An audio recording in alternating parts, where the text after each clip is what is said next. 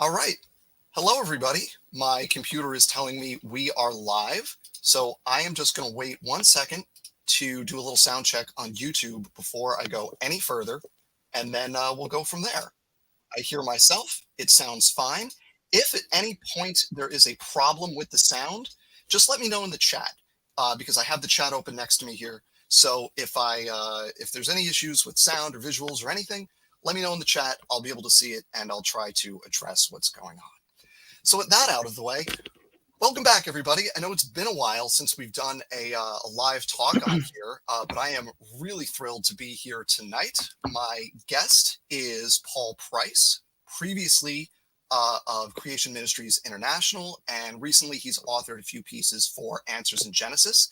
And really important for tonight's talk, he has co-authored a few very important pieces on genetic entropy, which is the topic we're going to discuss. He actually co-authored, along with Dr. John Sanford and Dr. Rob Carter, like the comprehensive response to critics of genetic entropy. So Paul's a great person to be having this conversation with.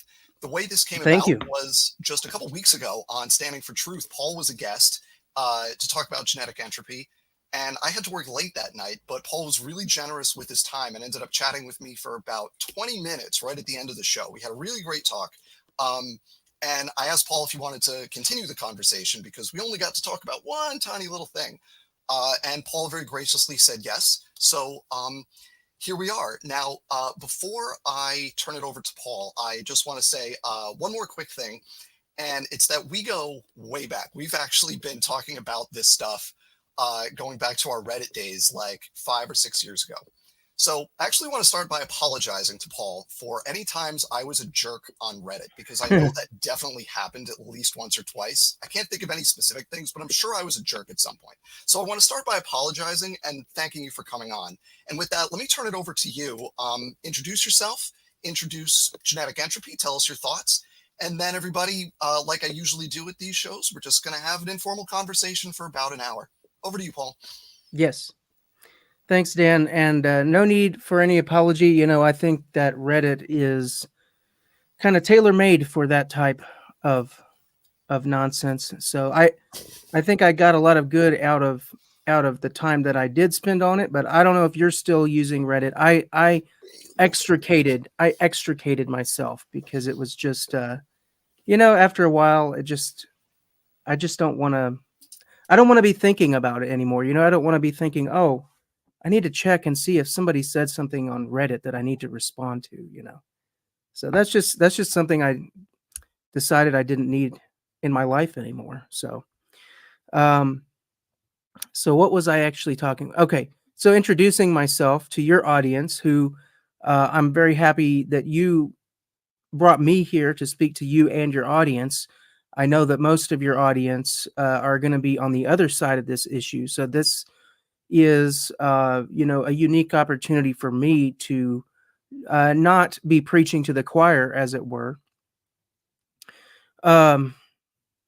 So I've never been professionally in science in terms of I didn't get a degree in science. I haven't worked in science, but it's always been an interest of mine. And Christian apologetics has always been a hobby of mine, going all the way back to when I was in high school. It was I picked it up because I was one of those kids who had unfettered access to the internet in a time when parents apparently didn't know any better than to give kids unfettered access to the internet. And many of them still don't, as I see, young kids walking around with smartphones and tablets and stuff. And I just think, wow, what a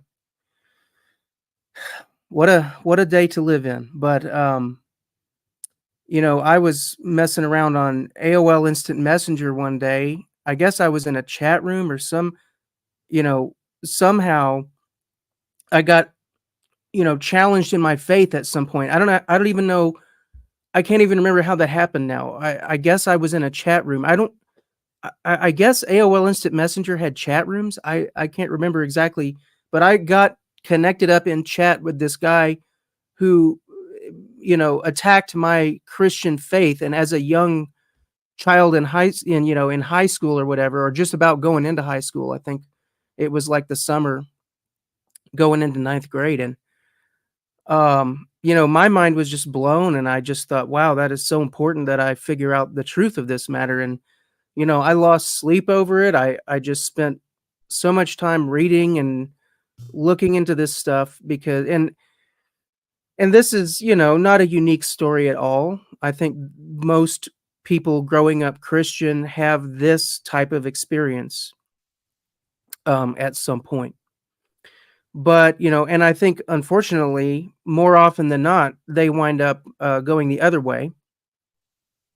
And a lot of young people wind up leaving the faith, if not in high school, certainly in college, because there's just so much out there that so many avenues of challenge. And so that's how I initially got involved in Christian apologetics. I started reading every bit of it that I could find. Christian apologetics, started out creation. Dan, are we okay? I see you're having some technical things going on there. Are we okay? Well, I'll assume everybody can hear me, and I'll just keep talking. I can't hear Dan. So yeah, I have been studying that topic, and then the time that I first got connected up with the concept of genetic entropy in particular was in college. I read the book. I'm not getting audio from you, Dan, by the way. Okay. So I read the book in college, and it's not aimed at a high level scientific audience, as Dr. Hancock was so happy to point out.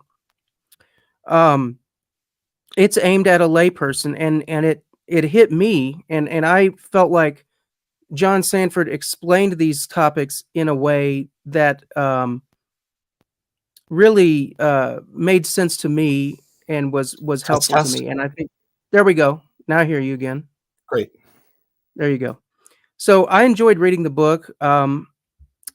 Back in 2009 or so, I made a video about the high level concept of the book, called "This is Evolution," and a lot of what I had said in that video, I wound up updating and making it much more prettier and stuff, and that's what I made into the presentation that I gave at Standing for Truth, Donnie's channel.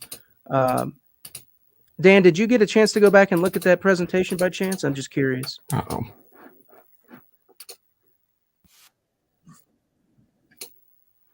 Well, can you hear me? Dan? Yeah, can you hear me? Give me a thumbs up because I'm having issues here. Okay. Do you have audio? Hang on one second. Sounds like Dan can't hear me. Sorry, everybody. Let me just put on a second. Okay, can you hear me? I can hear you. Can you hear me? Okay, now I can hear you, but it's the wrong speaker. Sorry. I don't know why I'm having issues. I have a new stream. Don't worry about it. As long as you can hear me, then we're good. I can hear you. I can hear you. I just don't want it to be, I don't want it to be all echoey. Chad, is the sound echoey or is it like okay? Sounds good to me. Well, if it sounds good to you, then we'll just do it this way. Yeah, I can hear you. Yeah, there you go. The delights of live TV. Yes. Yeah. So I was just asking you. Sorry to interrupt you. Yeah, I was talking about the presentation that I gave at Standing for Truth and how I kind of updated and recapitulated on this video that I made way back in 2009 called "This is Evolution," and I think it was through.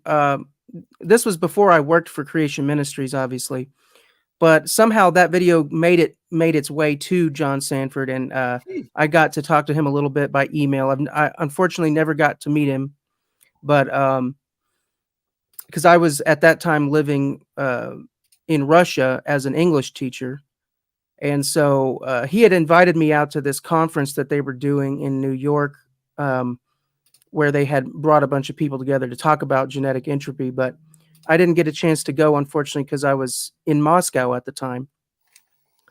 So in any case, though, it was fun to do that, to get to make a connection there. And then a little bit later on, I wound up coming on professionally with Creation Ministries, and that's another whole interesting story. But the point is, I go back a long way with the concept of genetic entropy and with Dr. John Sanford.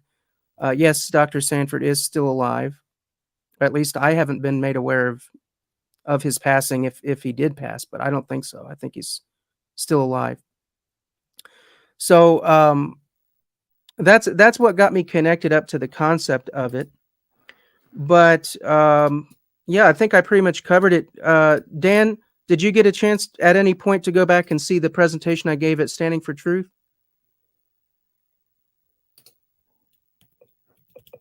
Dan, have you got audio?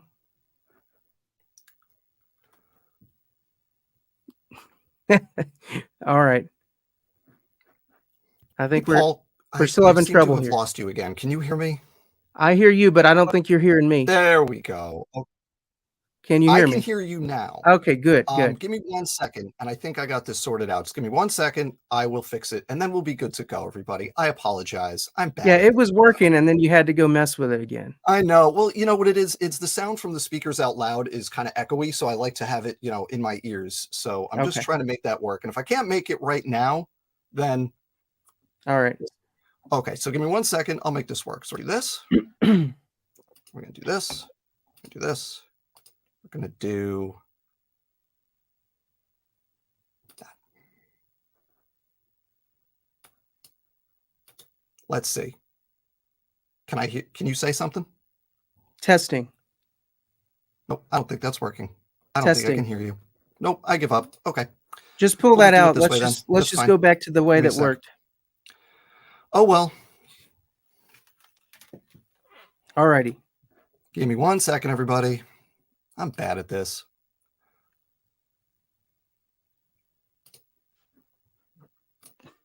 Okay. Paul, can you hear me? I can. Are we back? And I can hear you. Well, we're just going to do it this way then. Sorry for interrupting. So I think that I pretty much covered how I got into apologetics and stuff. Other than that, my hobbies are, on the rare occasion that I can afford it, golf, but that's pretty rare. And then I love to collect CRT televisions and retro gaming paraphernalia. Oh, there you go. Yeah, I kept all my old systems. And what about you, Dan? I see that you're a Nintendo Switch player, so it's Mario Kart is my jam. Mario Kart, yes. Mario Kart 8 Deluxe. What was that? Mario Kart 8 Deluxe, I'm assuming. Oh yeah. Yeah. Yes. The latest one I've got at the moment is Mario Kart Double Dash on the GameCube. Oh, classic. Okay. So let's start genetic entropy. Thank you for that introduction. So Dan, I did try to ask you a couple times, and unfortunately, the audio was down every time I said it. But I was just curious if you had a chance to go back and watch the presentation that I gave at Standing for Truth. Great. Okay. So I mean, and that's what I want to say to everybody here tonight is, as far as a good introductory view of genetic entropy, I think that if you watch the presentation I gave, you will get that good introductory view.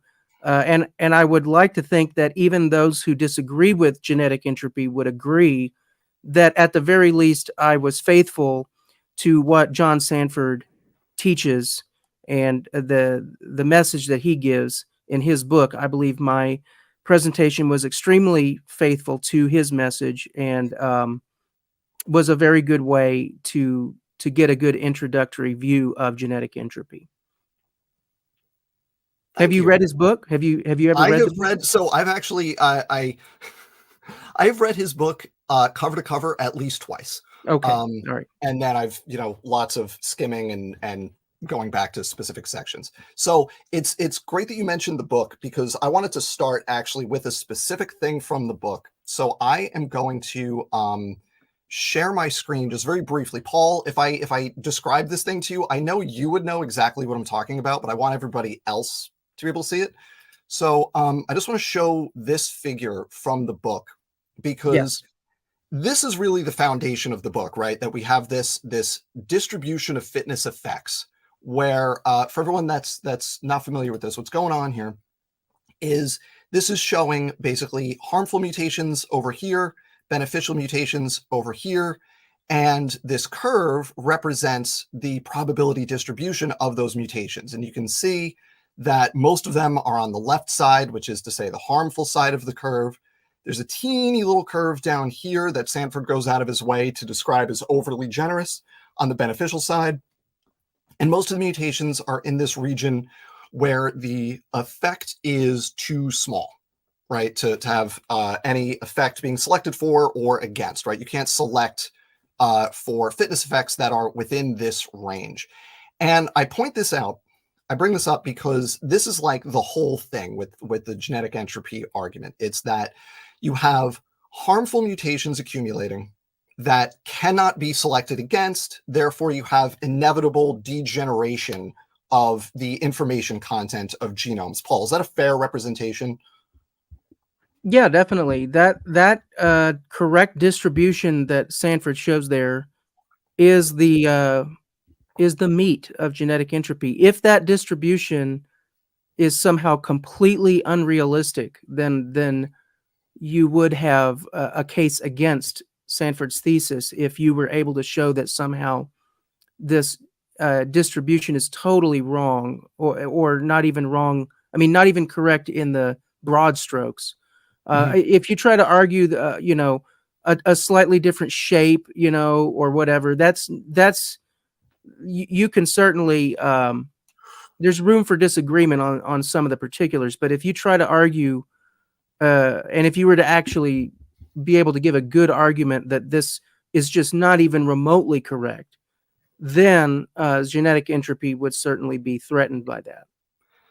So the really interesting thing that I want to ask you about here at the top, it says correct distribution with an exclamation point. It's very enthusiastic about that. And then down here in the bottom says that even with, sorry, let me put my cursor on screen here. Even with beneficial mutations greatly exaggerated, it becomes obvious that essentially all beneficial mutations will fall within Kimura's no selection zone. So that's this region in here where you can't select for or against, right? This completed picture, which is correct, I want to emphasize that part, which is correct, makes progressive evolution on the genomic level virtually impossible. So I want to ask Okay. you, Paul, because I'm pretty sure you know the answer, but I want to make sure. Where did this distribution come from? So the distribution is essentially, and the true answer is this distribution is Sanford's distribution. So it's not as if this distribution came verbatim from any other source that I'm aware Mhm. of, but it is based on the work of Moto Kimura. And in Kimura's paper, he gives what we see there on the left side, but he flips the axis and puts the deleterious on the right side for Mhm. whatever reason, and he omits the beneficials entirely. Right. Um, Now, I would like to take a step back real quick and get some Well, clarification. hang on one second though. I want to stick with this DFE for just a few minutes Okay. because Sanford took Kimura's distribution, modified it by adding this little teeny piece for beneficial mutations. Where did Kimura get his? Well, that's based on just there's a number of places where this distribution comes from, and this was actually one of the initial questions that I asked Dr. Sanford. That was one of the first questions I had was, where do we get this distribution from? Mhm.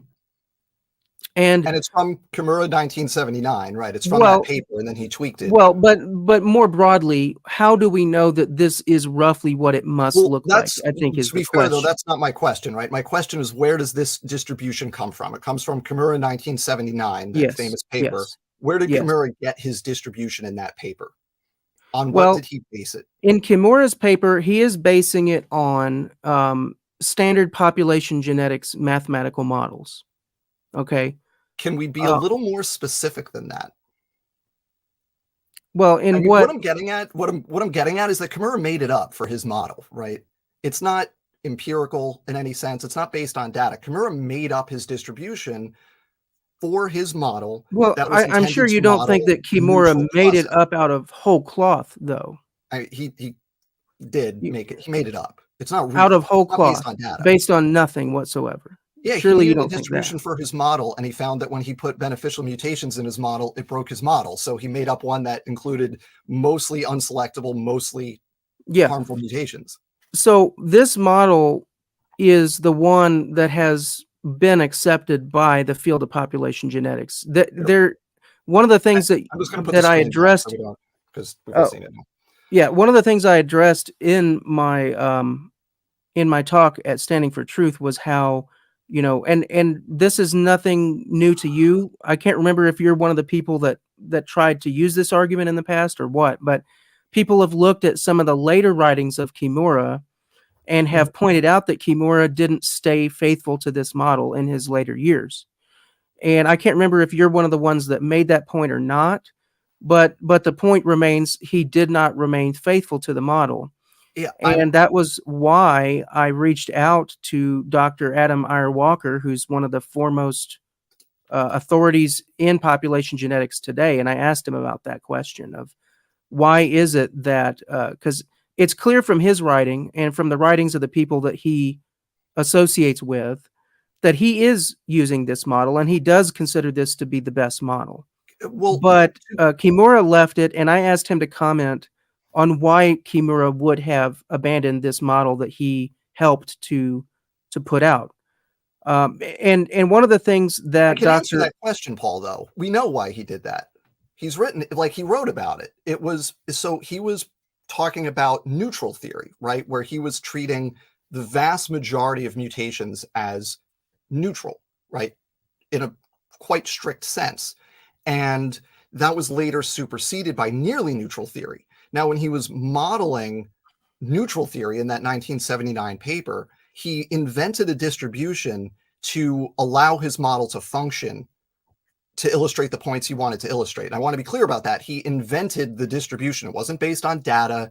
It wasn't based on like some empirical observations of distribution of fitness effects. He invented it to Well, facilitate what okay, he was trying his to model from illustrate. 1979 was for near neutral theory, not for strictly neutral theory. And then subsequently, right? So in the 1979 paper, he has his model, and then Mhm. subsequent work in the 80s caused him to change it, right? Well, that's Now, that's not what Dr. Adam Iyer Walker had to say when I asked him that question. okay, What but he said we're not was, talking to him though.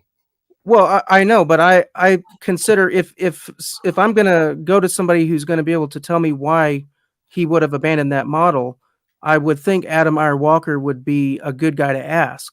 And Okay, but we're getting a little far afield of the point here, which is that that distribution, which Sanford takes as like he modifies it and then says this is the correct distribution, right? That's not my words, that's Sanford words, is the correct distribution. That well, model I is I made think up. that Sanford is I think that Sanford is, and I'll tell you this from having read the book, and you've read the book.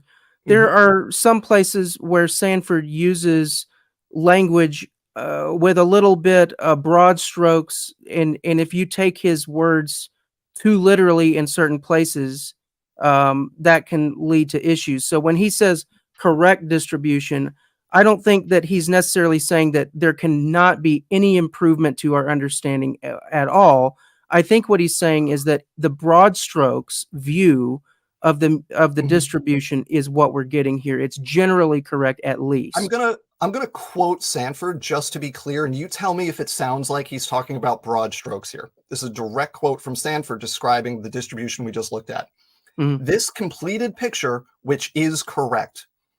Yeah, I know. We read that, and Like I he's still I very think clear he's about this, that this specific distribution that again that Kimura made up and then Sanford tweaked, which that little curve for Sanford, again, not empirical, not based on data. That's from his mind, right?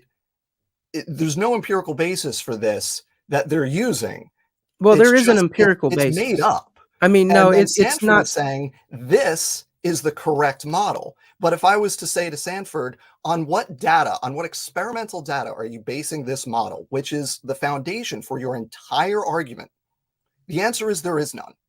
Well, He did that's not not base it on correct. any data. He took it There from is Kimura in experimental data. 1979, Now, this is which why I was not said, based on data. It was to facilitate Kimura's model, which he deliberately removed the beneficial mutations because they broke the simulation he was trying to do. And he explained that in the paper in 1979. yeah, but the reason he had to remove them was that he was overestimating how many there should be. Because That's why he he had took an it out. infinite, yeah, because he had infinite mutation accumulation in the 1979 paper. Right. No, he So was overestimating the incident, the frequency of at them. any frequency, it caused a problem. That wasn't the problem. The problem was that if you allow a population to have infinite mutations, right, then if you include beneficials in there, then they swamp everything. And the population increases in fitness infinitely, which obviously isn't biologically realistic. And since Kimura was trying to model neutral processes, he just yanked out the beneficials. He said, Well, fine, just that's make it not zero. Doesn't not matter. only is that not biologically realistic, that's also not mathematically realistic.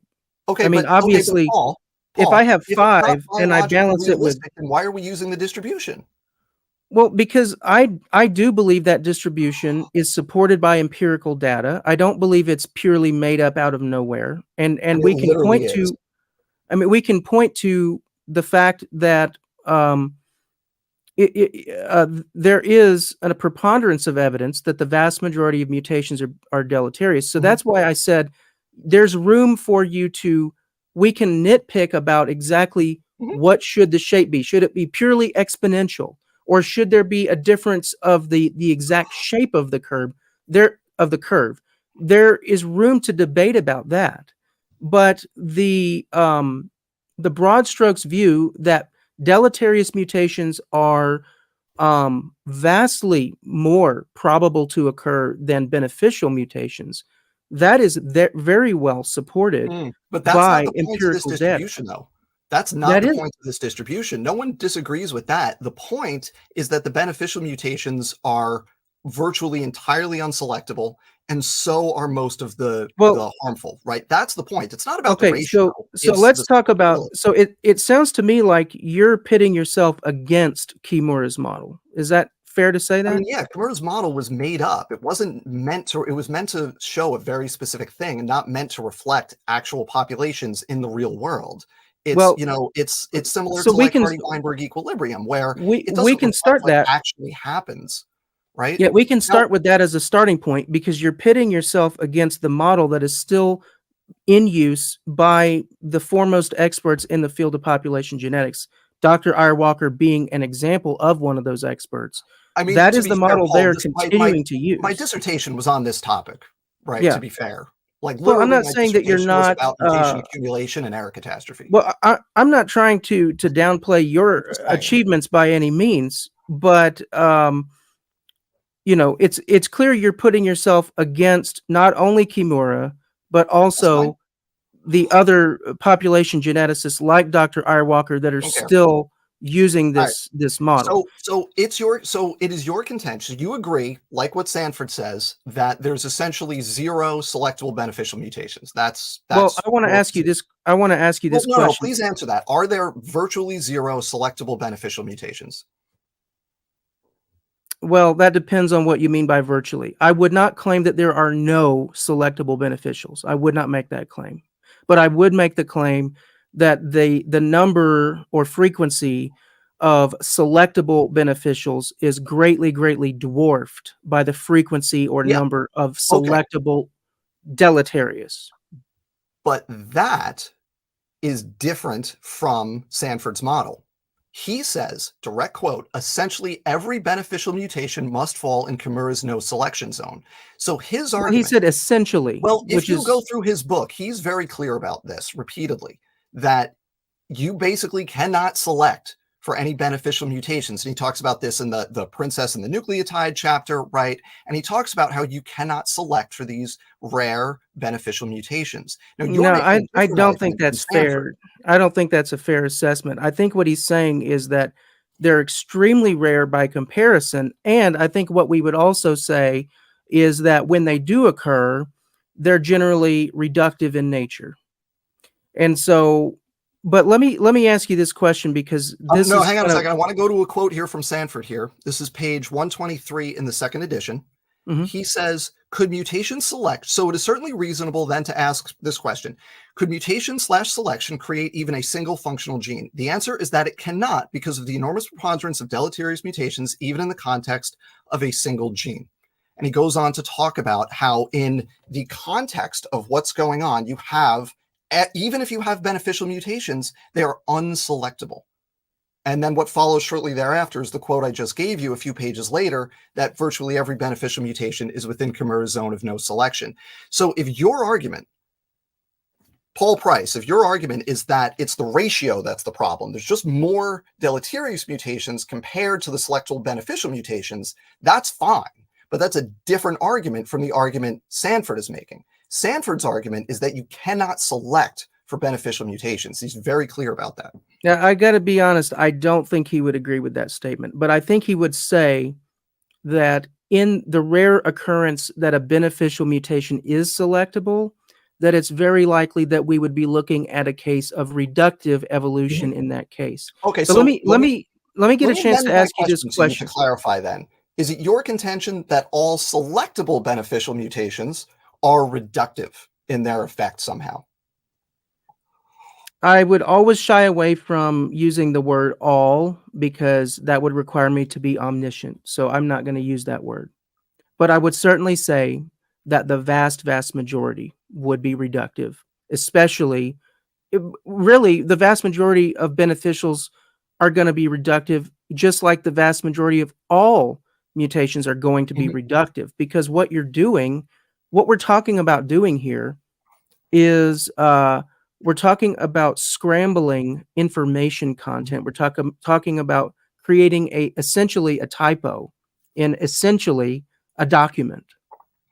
And so the vast majority of the time when you create a typo in a document, that is going to be a reductive change. But let me ask you Are this question. Go ahead. Do you still maintain, because this is one of the things I quoted from you, and you made a big point of making this statement, when you made that video addressing, I think it was when you made that video addressing Dr. Robert Carter, if I'm not mistaken. But at any point, the point is you made the statement that deleterious means that it will be selected against.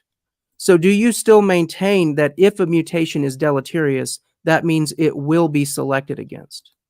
Yeah, that's so the answer is according to the standard definition of fitness, that is literally the definition of deleterious. But I do not want to spend this time arguing about the definition of fitness because we're never going to agree on it and it's just not worth it. Well, So that I instead didn't of say the going word down that, no, fitness. Paul, we're not My going to do question didn't definition of have fitness. We're not going to do it. We're not going to So do it. Dan, my question didn't even have the word fitness in there. I I'm just know, but if you're asking you, talking about deleterious, you're do talking you about fitness. believe that if a mutation is deleterious, that Like means I it said, will be selected we're not against? going to do this. I know this play and we're not going to do it. So I'm not interested in talking about the definition of fitness because we're never going to agree on it. It's going to be a total waste of time. So we're not going to do that. So we can argue about the definition of deleterious, this, that, the other thing. It all comes down to what does fitness mean? We're not going to agree on it. We're going to waste everybody who's watching time. So we're not going to do that. Now, I don't think we'd be wasting anybody's time, So, because well, I we're not think going to do this it because question I know this how this question is really conversation goes, and we're fundamental. not going to do it. So, I do want to ask you a specific question going back to reductive evolution here with this distribution of fitness effects. So, we agree that in principle, at least, there can be some selectable beneficial mutations, which means that Sanford's distribution, as he drew it, is incorrect. I'm glad we agree on that. But I want to push a little bit further on that because I bet you would agree that there are selectable beneficial mutations that are non-reductive. I'm thinking things like, for example, gene duplications, where you take one gene, it copies, you don't lose anything, you gain a new copy of that gene. It doesn't even have to gain a new function. Maybe you just increase the expression of that gene. Hooray, that's not reductive. We have documented examples of new proteins, like the antifreeze proteins in the Arctic fish. Like, those are brand new proteins, clearly not reductive, but clearly beneficial. So is it your position that there are no non-reductive selectable beneficial mutations, despite No, the examples of just that? no, not my position. Because Okay, great, again, I could never try to argue for great. a universal statement like that. The important thing is not whether you can find an example, because um, yeah, you can find a lot of things if you look hard enough. The question is, what is the true overall picture? Just and this has a lot to do with kind of I hate to bring it up because boy have we ever talked this paper to death, but Yeah, it, we're not going to do it, Springman again. We're not going to do I that one was again. going to We bring can up just watch that Springman video. because it's kind of the same thing where they latched onto, a small subset of individuals and reported that as an increase in fitness while ignoring or downplaying an overall loss of fitness. So this is kind of how I feel. You have to look at the picture of the data, the story that the data is telling you, Hey, and if you just want to latch on to any example you can find of an increase in fitness while ignoring it's like missing the forest for the trees. The other day, I think this was either yesterday or the day before, I spent probably half an hour or maybe more than half an hour, maybe it was 45 minutes, sharpening a mower blade. And I just kept sharpening it, and by the time I was done, that mower blade was looking pretty good. I mean, I have a lot of rocks in my yard, and so my mower blades don't hey, do Paul, too I well. don't want to keep you But too late, and I do have there's yeah, one more large topic well, I do want to listen, get to. I'm gonna Make this get to a point, and then I point want to here. bring up something else. So I spent all this time sharpening the blade, and then I looked at it, and the whole thing was bent. And I realized at that moment that I really just needed to throw the whole thing in the trash because if it's bent, you're done with it. Um, but what I wanted to do was start hitting it with a sledgehammer and force it straight. And it just occurred to me this evening, in fact, that it's almost like that was a picture of evolution and evolutionary scientists and the way that the data has unfortunately not played out the way All they right, Paul, wanted it I to. hear the point you're making, but I feel like you're kind of filibustering here, and I want to And get to actual genetic entropy. I get the point you're making, but I do want to talk about something specific with Sanford's model. So I want to ask you, moving on from the distribution of fitness effects, which, as I correctly said, is actually made up. It's not an empirical distribution, but let's assume it is. Let's accept what Sanford drew as correct.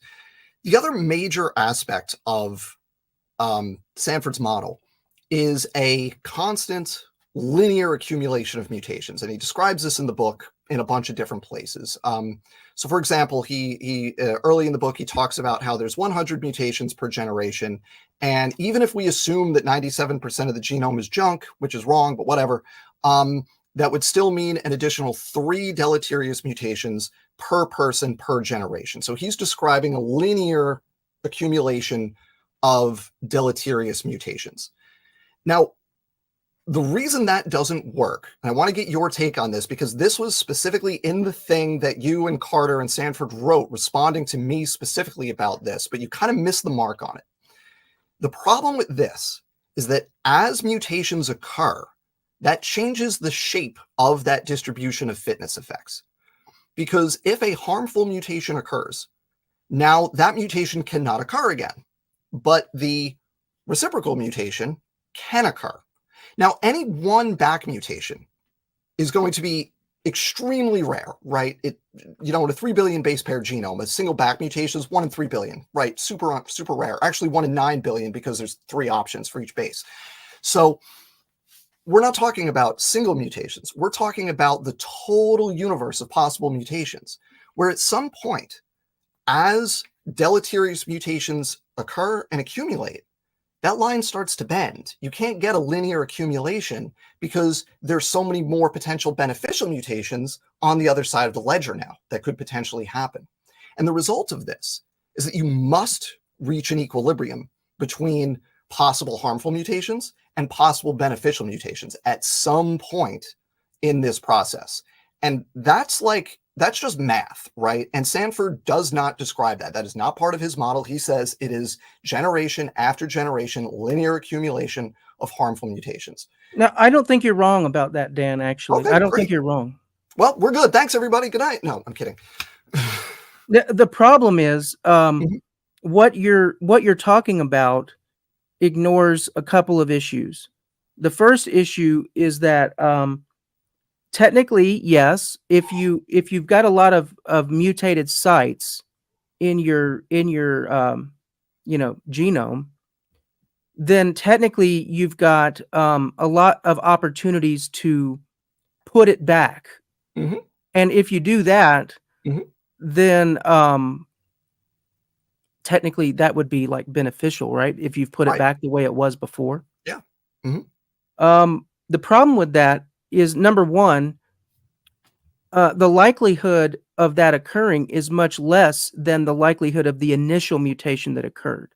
And that's because that doesn't matter. And that's because mutations are not there. It's not like a random equally sided die roll. Okay. It's probabilistic. You're right about that. It's probabilistic, but it's more likely to occur in one direction than the other. But the fitness effects of mutations are random, though, right?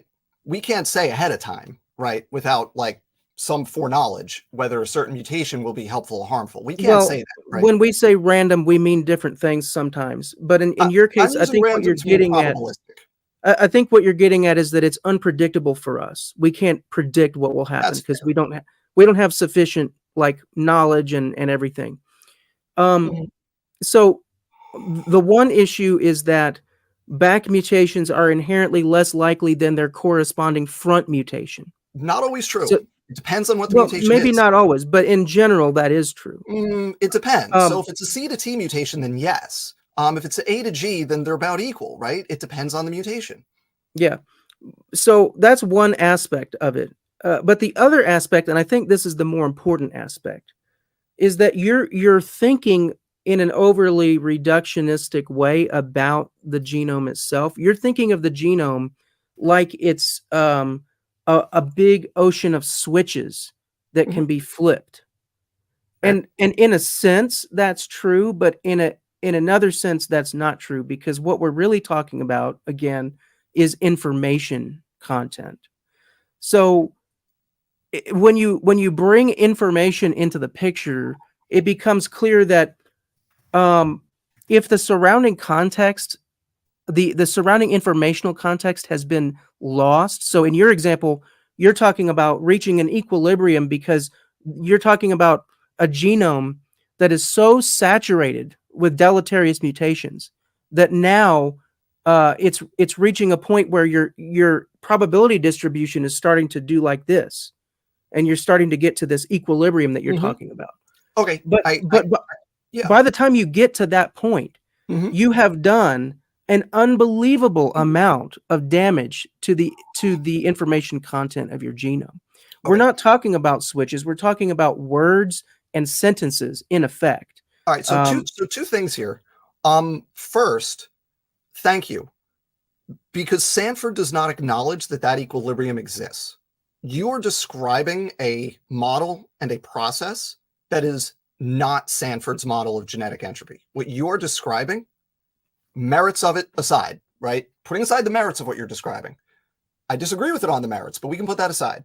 What you are describing is not Sanford's model, and we should be able to agree on that, right? So Sanford's model does not include, accommodate, take into account this equilibrium, which is just a mathematical necessity. in this process, No, right? We agree on that. he doesn't include that in his model. Okay, great. And So we the agree that reason, his model is wrong then, because this is something that must necessarily happen in this process. This change in frequency of potential beneficial and harmful mutations happens every time a mutation occurs. The DFE is going to change slightly because that mutation occurred. Sanford does not account for that in his model in any way. If right? well, it's because I think Eh, what you're talking about is a technical truth that is Okay, irrelevant well, to the that's the best model. kind, right? If Well, it's no, technically because right, then it's one of those things that, like, yeah, technically that's true, but we'll be dead long before we reach the okay, equilibrium that you're okay. talking about. That's okay. So That's you're so making, just to be clear though. Sanford's model addresses the relevant part of what's happening Mhm, before we die. Your model is talking about what could theoretically mathematically happen, but you're not accounting for the fact that you're all along this path of reaching this equilibrium, mhm. you're destroying functional information content. Okay, That's what you're so not that's taking great. into account. So that's great. I appreciate that. Thank you, because we agree that there's a mathematical necessity here that is required, right? Okay. And Sanford's model does not incorporate that. And this is at its heart a population genetics thing. And I forget who said this. God, wish I remember who said this, but population genetics is the field for biologists who like math, right? This is all about math. It's all population genetics. There is a mathematical equilibrium that needs to be accounted for in this process, and Sanford doesn't do it, right? And we agree on that. We just agreed on that. Now we can argue that, well, something akin to genetic entropy still happens anyway, right? We can have that discussion, but we're no longer talking about Sanford's model once we acknowledge that the equilibrium exists, right? That's the first thing. Can we agree on that? We should be able to. Uh, a Okay, little bit, but I'll not take it really, now. I'll because take it now. I think the I'll take way it that now. you're trying to use this is a little bit misleading for people, because the truth Okay. is Sanford's model is correct, Mm, in the stretch of time that is relevant mm, to okay. Well, biology. all right. Well, now we can. Well, no, it's not, because Sanford still posits a linear accumulation, which is literally impossible. The DFE is going to change with literally every mutation that occurs, right? Right. Every A changes to a Not P. substantially, No, no. out of I 3 billion, mean, no, but that line is not linear. It is a curve, okay, we and we can Sanford agree and that it Sanford can be a describes a curve, but linear accumulation. it's still an upward trend of mutation Okay. accumulation, or if you want to look at it the other way, it's a downward trend of Okay. average population fitness. Okay. How are you? Okay, so let's we can now depart from Sanford's model because we agree it's not exactly describing real life accurately here. How are you defining information? Because we need a quantitative definition of information in order to make this work. Yeah. So don't think that's Emphasis on correct. quantitative. Yeah, that's not correct, and that's the reason No, why. that is That's the correct. reason I co-authored the article entitled "What Would Count as New Information in Genetics." We Mhm, kind of delved into this because I know that having had these conversations with you for many years, I know that this is a direction you want to go with it. Is that you want to try to ask us to quantify mhm. information, Yes. and Yes. Well, we Paul, don't to be shy fair to away the in. audience, let me just take a second here to be fair. I'm asking you to quantify information because your argument is that information is declining, right? Yes. That's your argument, is that Yes. information is declining. So I'm saying, okay, that's your claim. If you can say it's declining, you need to be able to quantify it. So you can measure it at time point A and at time point B and at time point C and tell us how we know that it's actually declining, right? So yes, it is your job as the genetic entropy proponents, right? You and Dr. Sanford and Dr. Carter and anybody else to quantify the information you say is declining. Yeah. You cannot quantify conceptual information, and that's what we're talking about here. We're not Okay, talking about there we Shannon go. information. There we go. We're not talking about, you know, and this is why we wrote the article. It's at creation.com/new information genetics. And I don't think we could do a whole lot better job explaining this concept that no, you cannot quantify Okay, concepts, great. but at the same time, Thank you. It's very intuitively obvious that concepts, conceptual content Let can me give you. both increase and decrease, Okay.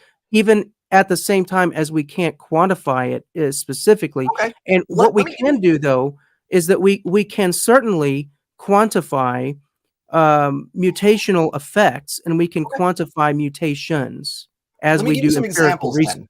Let me give you some examples. Since we can't quantify it, but we can conceptually understand if it's going up or going down, let me hit you with a couple of examples. You tell me if information goes up or goes down. How's that sound? Go ahead. Let's do it. Okay. Let's start with an easy one. Lenski citrate plus line, right? So these are E. coli that through a gene duplication in the CYT gene, they can now express that gene under aerobic conditions. They can utilize citrate as food when there's oxygen present in addition to when it's absent, right? So there's no loss of function in the original copy. They gain a new function with the new copy. It doesn't affect any other functions. You tell me. Well, Information up or okay. information down? To be honest, I'm not sure. I'm not qualified enough in studying Linsky's specific results. Let me ask you this, Well, hang on. Let me because give you one more example. Let me I give you one don't more example. We'll see if that one will work. This is a just like general example. It's so not any Dan. specific experiment or anything. This is a general example. You've got Well, a bacteria. When they develop antibiotic resistance, often that comes with a cost. Or mhm. viruses do the same thing with antivirals, where they mutate and they become resistant, and you see their fitness uh, in the absence of the drug or whatever drop off. But then they often experience what's called a compensatory mutation. It's a second mutation that interacts somehow with the first one, and it recovers that loss. So now they can exist with the antibiotic, right? Where they're not killed by the antibiotic. They maintain the resistance, but now they grow at the same rate they did previously before they developed the resistance. Whereas with that first mutation, they slowed down their growth, and they have the second mutation, and the rate of growth goes back up to that baseline level, even though they still maintain the resistance. Is that an increase in information or a decrease in information? Still, I'm going to tell you that I'm not sure, and here's why Okay, here's but why we I are don't sure think. that information goes down. We're sure about that. But no, because I again, just like I don't make the claim that there is no such thing as a selectable beneficial mutation, just like I don't make that claim, Okay. I also don't make the claim that there are no examples or that you could never have an instance of a mutation increasing information. I don't make that claim either. Sanford does. Well, and that's fine. Okay, I'm not so in Sanford. another point you just okay, so there's another point where you disagree with Sanford though in his model, just to be clear. Well, again, only if you're taking the words that he wrote in that one book Yes. and taking Hang them a on. bit out of context, because again, I mean, Sanford, I believe he uses words in that book a little bit broad strokes sometimes mhm. without intending for them to necessarily be taken as technically as you are here. He didn't write the book. It's not a technical piece of Right. it's not technical writing. It's for a lay audience. So again, I don't think Sanford would disagree with what I'm saying here. What I'm saying is that we're looking at the broad strokes of what mutations generally do. Mhm. So, is it possible that you could find an example where you could make an argument for an increase of information? Yeah, I think so. And let me ask you this. Example one, a man in a coma existing in a dreamless, unconscious state compared to a man who is conscious.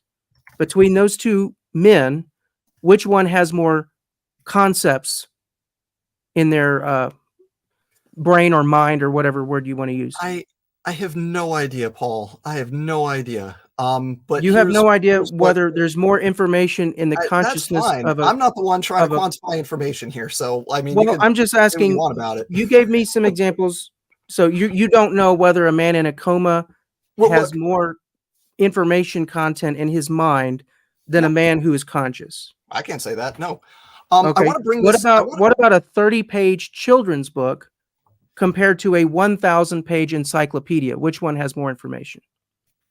I would think the encyclopedia, but we can quantify that, right? Number of words, number of sentences. You Well, can we put it on a can't. No, computer and measure the size of the file, right? We can you quantify that can. information But to answer your question. everything you just stated there is quantifying the medium in some way. You're not quantifying the information. You're quantifying the Oh, medium of the well, then I information. guess we can't quantify it, Paul, and there's no way to claim that it's going up or down. Well, we're not talking about quantifying the medium, though. We're talking about quantifying the information, because as I explained in the article, if you use the word if you use a word in one language, it might take 5 letters. If you use the same word that encodes for the same content of information in a You're different language, it might take 20 letters. okay, but So so, if you're so then only tell us, Paul. We're all on the edge of our seats. How do we quantify it? That's the thing. Like Well, this you're is the getting point there. I'm making to you, Dan, is that on the one hand, we can't quantify information, but on the other hand, we can also say, as you just did, that information can increase, even at the same time that we can't quantify it. Well, So the fact that we I think can't you can quantify it quantify it. isn't this I think there's a way to knockdown quantify it. argument that you How many seem to genes think it are there? is. How many functional genes are there? How many regulatory sites are there? How many nucleotides are there? I'm comfortable quantifying information in a genomic Yeah, context. I'm but that is perfectly the happy to do medium. that. You But that's disagree with what all the you're ways that talking I about is quantify just it, like trying right? to quantify when you talk about those things, that is the same thing as counting letters in a book. Okay, then give And me an that doesn't tell alternative. you the information Then content. give me an alternative. I've just told you that Okay. there is no way to quantify concepts, and yet, as you Okay. just stated yourself, it's intuitively obvious that concepts can be lost or gained nonetheless. So So let me bring this back because we said some really important things here that I want to make sure the audience doesn't miss, because I want to bring this back, and we have been going for almost an hour. And Paul, you mentioned we don't want to go too late here. So I want to bring this back to something actually we talked about towards the beginning.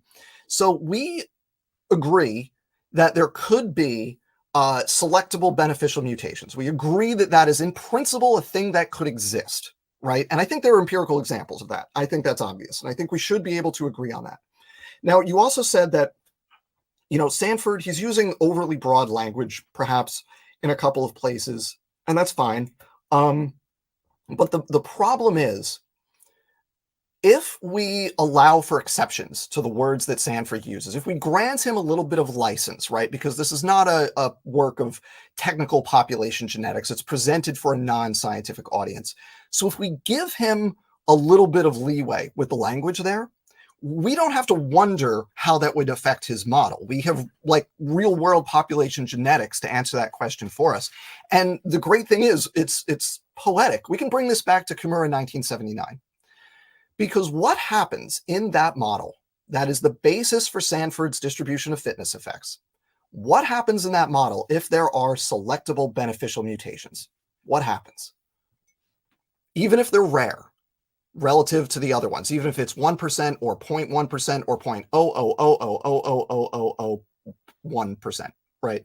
What happens to fitness in those populations? well, honestly, I don't know how you can claim that any amount of selectable beneficial mutation somehow overwhelms It's in the paper. any amount of selectable deleterious or non-selectable deleterious. I don't know how you can begin to claim that. That's not me. That's in the paper. Commercial showed the math on that one. So let me get this straight. You feel that Kimura's math is just made up, but then No, on the the other hand, distribution is you made up. think it's accurate. No, the distribution is made up. But what he The says distribution happens comes given from the the math. distribution is mathematically accurate, right? Here's But the distribution hold is on. made up, If and what then he the said is model takes that and mathematically does stuff accurate, with it. Here, Paul, let me if just say the it, distribution is made up, and then you write your model, and the model takes that, and the population works the way it does based on that distribution. When the distribution in Kimura's model includes selectable beneficial mutations, the answer is that you get runaway fitness gains. Now that's that's just unrealistic in the wrong. real world. You can't have That's just infinite fitness wrong. It's gains in the real obviously world. wrong. That's you can't do that. We agree on that. But what does happen in the real world is that if you have 1% of a population that has higher fitness than the other 99%, those 1% genotypes take over the population. Right? That's what happens in the real world. We can observe that. We shouldn't disagree about that. That's what happens in the real world, right? Not necessarily, because you're still ignoring that mutations continue to occur, and Of you're course you're they do. also you're Of also course they do. ignoring whether or not that benefit, because again, all we're measuring here is speed of reproduction. So you're ignoring the question of whether that benefit came at a cost that is ultimately not sustainable. Well, we That's what agreed, you're though. ignoring. We agreed a few minutes ago, though, that there are beneficial mutations that are selectable and don't have a cost. You were not willing to say that I'm not that is willing the to thing say that that never it would happened. never happen, We have but I'm examples, willing to though. say that it is extremely improbable in a way that That's is fine. hard to even quantify how improbable it is. So if it does happen, it's extremely rare, and I feel like you're Uh-huh. trying to whitewash over that. Well, if it's And not and and zero, if it's not literally zero, though, it changes the model substantially, right? Sanford's no, operating in the no, it way doesn't. Sanford describes his outcomes. He treats it as zero, not 0 point 1. He treats it as zero. And if it's not zero, then that changes the outcome, right? No, it doesn't. That No. distinction is not trivial because once you have selectable beneficial mutations, right, that population is now going to change, right? We should be able to agree on that. This is basic population genetics. I mean, if you just throw out the existence of all the vastly more numerous deleterious mutations that are all happening at the same time, if you just ignore all of that, then perhaps. But that's not scientific either. And the other thing is, these models are essentially ignoring the very real problem of epistasis, where we're talking about these mutational effects in a mathematical sense, where Mm, we're subtracting and subtracting, but in reality, with deleterious, you get synergistic epistasis, and at the same time with beneficials, you get antagonistic epistasis.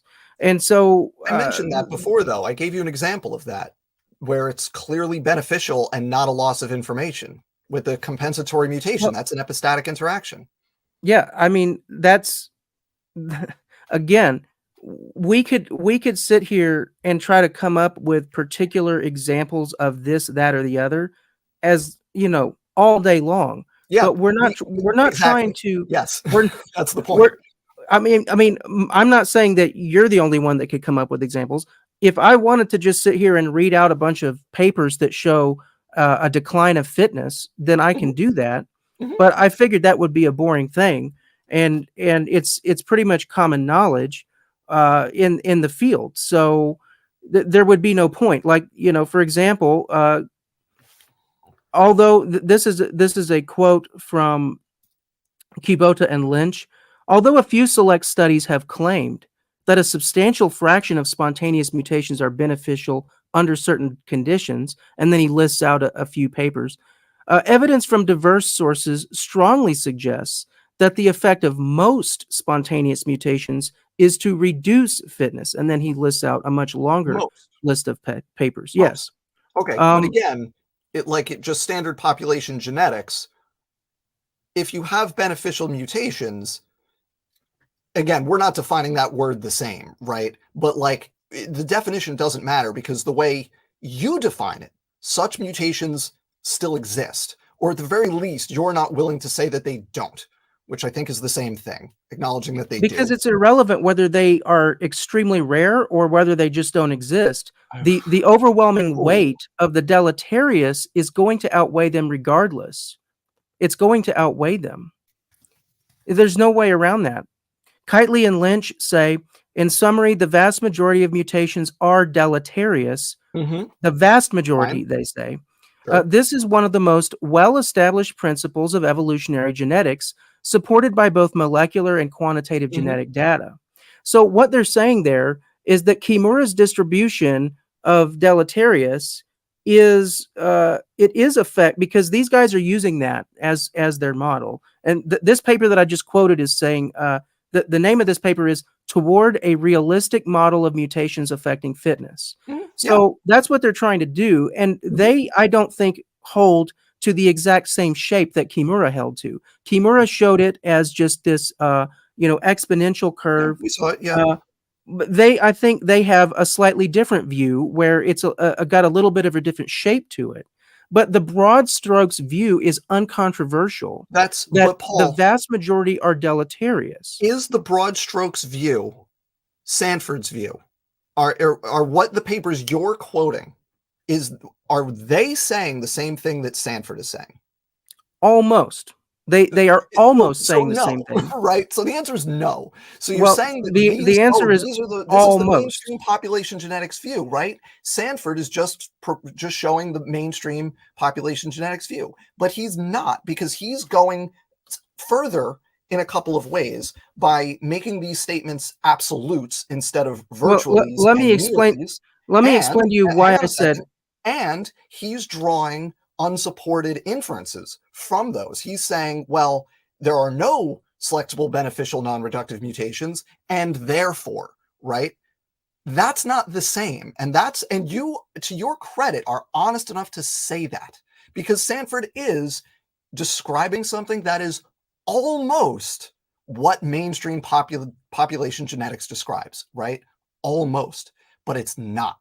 And the differences, the absolutes that we both disagree with in Sanford's writing, and the conclusions that Sanford draws based on those absolutes, put him way far away from, way outside of the population genetics mainstream. And and he those acknowledges differences that. are not He trivial. he Those differences acknowledges are the he whole ball game. So so if the Dan, answer, let me just finish one more sentence. If the answer is almost, then the answer is no. And you shouldn't be using those papers to support Sanford's model. I Those disagree. papers are not saying the same thing.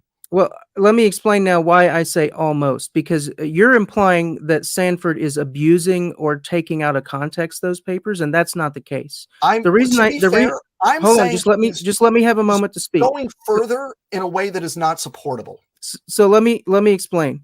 The reason I say almost is because the the papers and the scientists that he's quoting, they acknowledge the decline, but they're not willing to go as far as to accept Mhm. that evolution doesn't work. So what they're forced to then Why not? do is appeal to rescuing devices. And I brought out two of those rescuing devices, the main two. One of them you've talked about here tonight, which is equilibrium. Mhm. And I've acknowledged that in a purely theoretical sense, it would happen, so to speak, but practically it would not happen, because what your equilibrium is ignoring is that you're talking about such a wholesale destruction of the information content of the genome by the time you reach the point of like an equal probability that you're long dead by that point. And it's kind of like if you I hear ignore you. it's kind of like if you ignore that all the context around the word is lost. Like, you know, you've got the word house, House. Well, okay, so you're calling it beneficial. If you turn it to bouse by making the H into a B, that's deleterious. And then you might change the E at the end to an L, that's deleterious. But then you're talking about a back mutation that changes the B back to an H, and you're calling that beneficial, but the problem is it's not, because you've already lost the other part of the word at that point. So what you're ignoring is that we're Paul, I'm talking going to about stop you there, because you're information, going back to information without quantifying it, and that's what right? we're talking about. And I'm never going and we know so this, that in genetics hold on, there's Dan. multiple ways to spell the same word and the Yeah, but same Dan, sentence, if you this will. is about information. If you try to ignore that, then obviously you're going to come to the wrong Paul, answer. but Paul, we can generate random strings of nucleotides and generate working promoters. So there's not one way. You have a promoter, you mutate it. You can't just assume that that's going to be a loss of information, putting aside that you don't want to quantify it. We can experimentally show that you can have dozens or hundreds of literally random sequences that do the same job approximately equally well, some of which actually exceed the functionality of the sequence we find in nature for that job, right? So you can't say, oh, you changed the spelling, and Do therefore you that's a think you loss could of information, randomize with no empirical basis for making that claim. do you think you could randomize the whole genome and have it work just as well? No, but that's not the claim. That's not the claim, Paul. Do you think you could randomize 50% of it and have it work just as well? That's not the claim either. The claim Well, is that's the that claim you you're making. cannot point to any specific change and say that is a loss of mutation. You But have no, no Dan, empirical that basis for is saying your that. claim because you're talking about an equilibrium that requires a 50-50 shot. So Nope. to get to that point, you Nope. have now That's not true. mutated a That's not huge true. percentage of the genome. You're talking about mutating a huge percentage of the genome to arrive at the theoretical I'm equilibrium I'm you're talking I'm about. disputing a different thing that you're saying. The thing that I'm taking issue with here is you're saying, oh, that would destroy the genome. It would break down it would destroy all the information content in the genome. I'm saying you have no empirical basis for making that argument because we've done experiments where you show that random sequences will do the job of highly specific natural sequences as well as those sequences. So you can look at something like a promoter and say, oh, what if mutations happen? It's going to destroy the function of that promoter. Well, when we do that kind of thing experimentally, what we find is there's lots of sequences that will do that job equally well. So I am on far firmer ground empirically saying that a lot of the variation you're saying is loss of information is actually going to be just fine. Yeah, I don't think so. I That's again, mean, that's a separate point from the equilibrium thing. It's different from that, but that's but I was the addressing your data equilibrium. from That's what I was experiments talking are on my about, was side your there. equilibrium claim. I was addressing your equilibrium claim, and I was pointing out Right. that to arrive at the equilibrium that you're talking about, what you're ignoring is that you're talking about mutating a gigantic percentage of the genome to arrive there. That's what you're not mentioning that. You have to do that to arrive at the equilibrium you're Okay. talking about. So I just realized something, and this is something I actually hadn't planned to bring up. But before I bring it up, I want to just check with you because we had talked about going until about 10 o'clock. It's almost 10:15. So I want to see how you're doing, and if it's getting late, I'm happy to wrap this up within the next 5 or 10 minutes. But I'm also happy to talk more. So I just want to check with you, see how you're doing. Yeah, I think maybe yeah, we are running pretty late, and I don't want to run too late. Yeah. So Um, I think to kind of sum up what I've well, said. here, Paul, here's what we'll do. I'll just give a brief summary, and then I'll let you have the last word, and then we can call it a night. The thing there's a whole other thing about starting with the perfect genome and everything that we don't have time. That would be a whole And other half genetic hour. entropy doesn't depend on the assumption I that you know. start with a I perfect know. I genome. was going to say that. Don't worry. I got this. Yeah. I know how this works, but we're not going to do that. We're not going to do that. So I'm just going to very briefly kind of summarize for everybody my takeaways here. I'll let Paul take a few minutes to summarize his thoughts, and then we will call it a night. Before I do this, just want to ask everybody, hit that like button if you don't mind. I see 40 people have hit like and 60 people are here watching. So hit that like button. So, okay, so here are the things that we have talked about and kind of the takeaways kind of in my mind for this. Oh, and I have to, there's one more note I want to make here. Got it. Okay. So we talked about the distribution of fitness effects, which is made up, but the argument is that it's still broadly correct, which the point is it's made up. It's not, there's no empirical basis for it.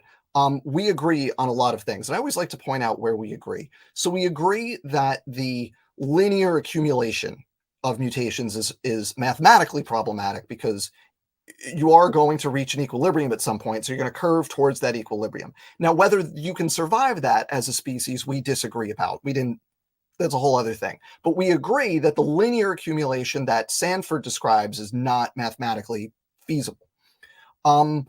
We also agree that there are selectable beneficial mutations, which is not part of Sanford's model. He is very clear about this. And that there are mutations, or at the very least, you're not willing to say there are not mutations that are beneficial and increase fitness. Now, Sanford is clear. He says that's not a thing. Just straight up, that's not a thing. Okay. And then finally, the big thing on top of all of those is that we can't quantify information. There's no quantifiable definition of information that is relevant to this conversation about genetic entropy. Those are my big takeaways from this one. So I'm going to turn it over to you to just take a few minutes. You can wrap up your thoughts, and then we will call it good. Yeah, and Dan, I appreciate you having me, and I appreciate, your audience listening to me when your audience mostly disagrees with me.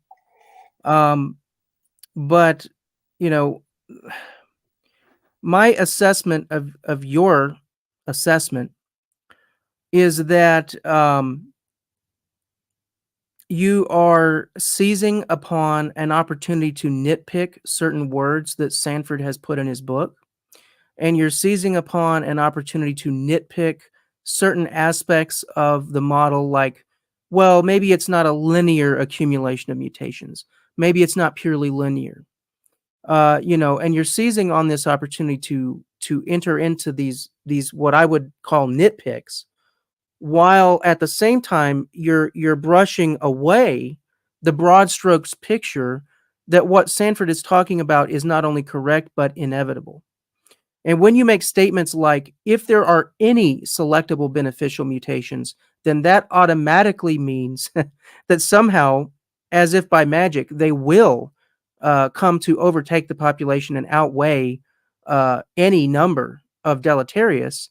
It kind of blows my mind that you're willing to say that, and I don't understand how you're able to work that out in your own mind. Now, I will say that Zach Hancock made a similar type of statement, though not exactly the same statement that you made in his video, and I had to try to figure out where he was getting where he was kind of getting his math from, and as best I can figure out, he's basically pitting his distribution. Um, he's pitting one side as if the deleterious ones are unselectable, mostly unselectable, so mostly affected by drift rather than selection. But then he's on the other side of the equation, apparently ignoring the fact that most beneficials will fall in that same category, and he's treating all beneficials as if they were selectable. And if you do that, and if you pull that kind of a bait and switch, then maybe you can try to make your math work. But if you put a realistic side of both sides of your distribution, and it's interesting that no evolutionists are willing to do that. And I would encourage you, the audience, think outside of your echo chamber here and go look and see if you can find where anybody in the literature is willing to show, other than Dr. John Sanford, see if you can find anyone who's willing to show a two-sided distribution of fitness effects in broad, like for all mutations, not just for one particular experiment here or there, but are they willing to put their name to a model that shows a distribution of fitness effects that is somehow fundamentally different from what Dr. John Sanford showed? And I've yet to see it, and I don't think you'll see it, because it's very clear that his model is broadly correct. Most mutations are too small to be selected. Most mutations are deleterious. So that is a recipe for genetic entropy. The only way you get around that is by doing tricks with your math to give an unfair advantage to the beneficials, and ignoring the reality that the information that the genome is information. The genome is not a pile of this substance called fitness that we can just add and take away by mutating. It's information, and information is overwhelmingly more likely to be destroyed than created by random change. So the reason, Dan, going back to the beginning of our conversation, I was explaining why I got into Christian apologetics, and it's because I intuitively understood at a young age that if the Bible is false, if God is not there, if we don't have a soul, then that's a very different picture than what the Bible presents, and it's a picture that has no hope. And I'll be honest, I don't want to live without hope. So I would encourage you and your audience to look for the hope, because I don't want any of you to live without hope. And I can tell you right now, I don't know where you stand on simulation theory or on transhumanism. I know Neil deGrasse Tyson is really big into simulation theory now. But you're not going to find hope in either of those places. So the Bible is where you're going to find true hope. Jesus Christ died for us. If you want to live forever like Elon Musk, and like Ray Kurzweil, and like who else can I name? Sergey Brin. I don't know. If you want to live forever like those guys do, there's a way to do it that actually works, and that's by putting your faith in Jesus Christ. So thank you for having me, Dan. Thank you, Paul. As I said at the top, I really appreciate you coming on. I always enjoy when we get to talk face to face. We've done it a bunch now over the last, month and a half. It's been really nice, and I hope we get to do this more. Before we wrap this up, I just want to say, actually, to Paul, I just want to say one final thing to you. I think you should write about what we've been talking about tonight, because I think you have a really interesting population genetics model here that's different from Sanford's, but I think it's really interesting, and I would love to be able to dive into the nuts and bolts more. So I think you should write that. I would love to read more specifically about what you talked about tonight. Thank you. The other thing is I just have to thank a couple people because we got a couple super chats during the show. So Carrie Bronson, $5. Thank you. I appreciate your generosity. And also the Quiet Gorilla for 20 Canadian dollars. I appreciate your generosity as well. And with that, everybody, we are going to call this a wrap. Once again, thank you, Paul, especially because you stayed a little bit later than we intended. I apologize for the tech issues early on, but we got it sorted out and had a grand old time here. So thank you, everybody, for watching. I still see 62 people watching and 49 likes, so hit that like button on your way out the door. And that's going to be it, everybody. We are going to call it a night. Thank you for watching. Have a good one.